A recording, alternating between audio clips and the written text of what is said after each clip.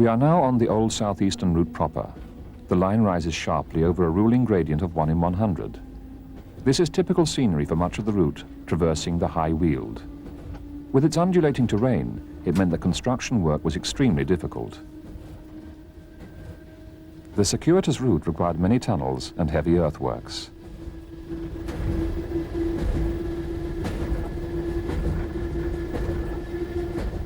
This high brick arch overbridge is typical of many spanning the deep cuttings on the route.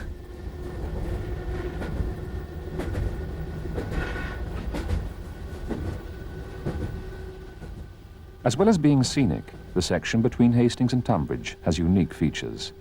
Of course, the most important of all are the tunnels with their restricted clearances. Until the recent electrification in 1986, only specially constructed locomotives and rolling stock were permitted to use the route. The two southeastern routes into Hastings necessitated no fewer than 10 tunnels between Tunbridge to the north and Winchelsea to the east, making over 10% of the total route mileage underground. In the days when the tunnels were built, few problems arose because rolling stock was much smaller. It was in later years, as trains got faster and rolling stock got heavier and larger, that clearances were found to be insufficient. Standard width stock has been able to pass through the 4 tunnels around Hastings since 1935 with the Lewis to Orr electrification. But the problem still remained on this route as far as Tunbridge. Restrictions varied at different points, but overall a body width of 8 feet and 3/4 of an inch, known as restriction O, was the maximum permissible over the whole line.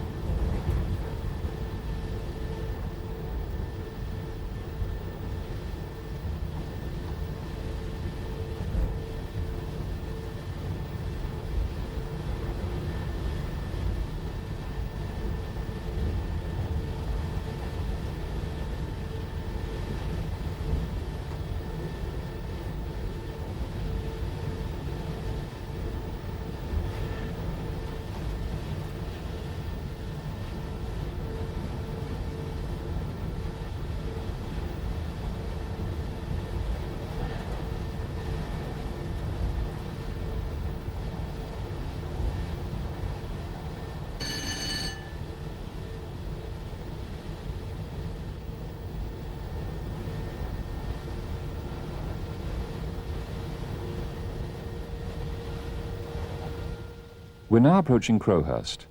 There is little evidence of the 4.5-mile branch to Bexhill West, which trailed to the left. It was closed in 1964. There is, however, more evidence of Crowhurst's grandeur in times gone by.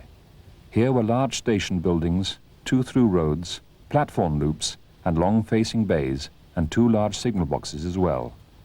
Only the platform loops and lattice girder footbridge remain.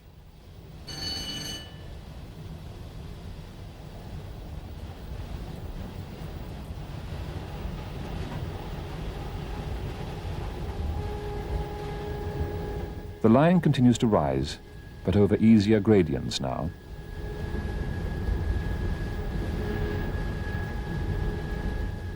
The problem of restriction O raised its ugly head again in the mid-50s, when it was announced that the Kent coast lines were to be electrified.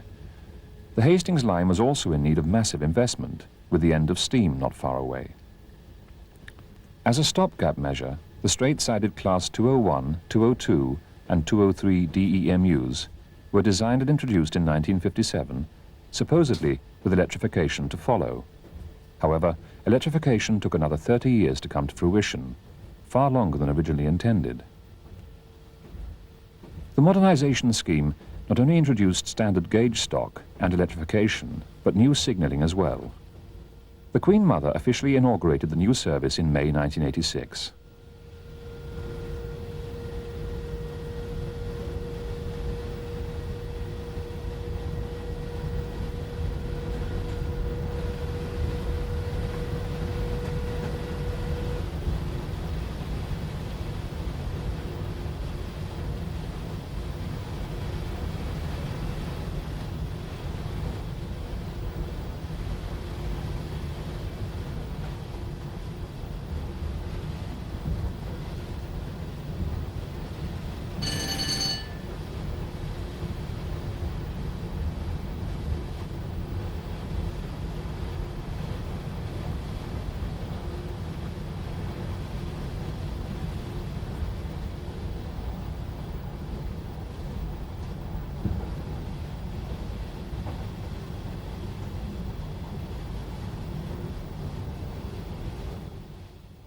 We're now arriving at Battle, the summit of the climb from the sea. Battle is in fact some 4 or 5 miles from Hastings, the town actually accredited with the famous clash of armies.